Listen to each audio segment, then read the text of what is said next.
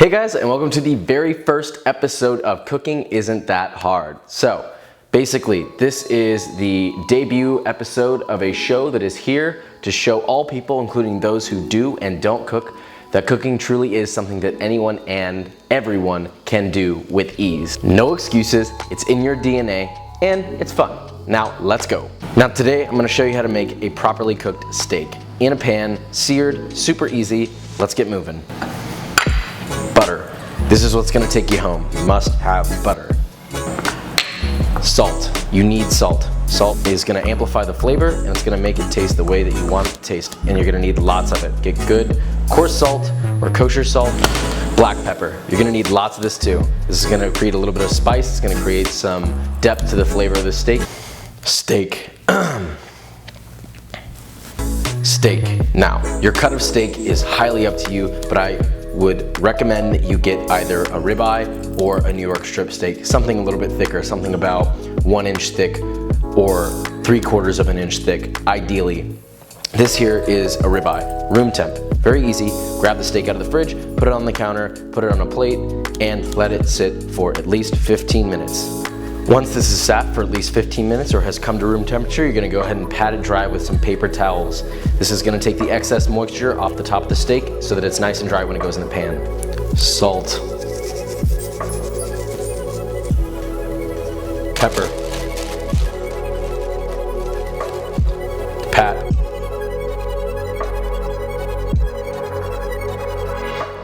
Both sides.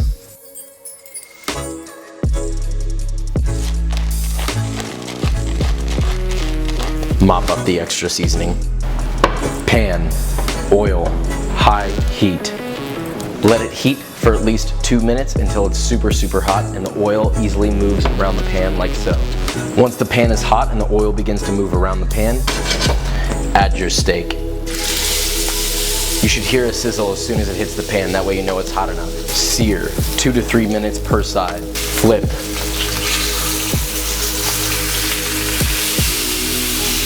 Let's sear an additional 2 to 3 minutes. Now for the record, I did tie off my steak because it was falling apart.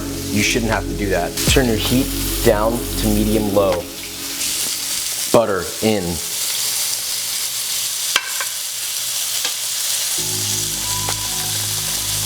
Let the butter melt and come to the bottom of the pan and baste.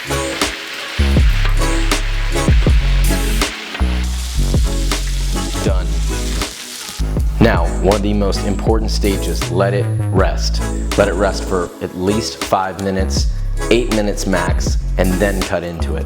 This is gonna let the juices reabsorb, and that's what you want. You don't wanna lose all the juices when you first cut into it. Now, the most important part, we're gonna cut. You need a sharp knife, and just slice. Nice big pieces. This is a nice medium rare steak. You can have it any level of cooking that you wish, but medium rare is my choice. And there it is, a properly cooked steak in under 10 minutes. Delicious, easy, anyone can make this.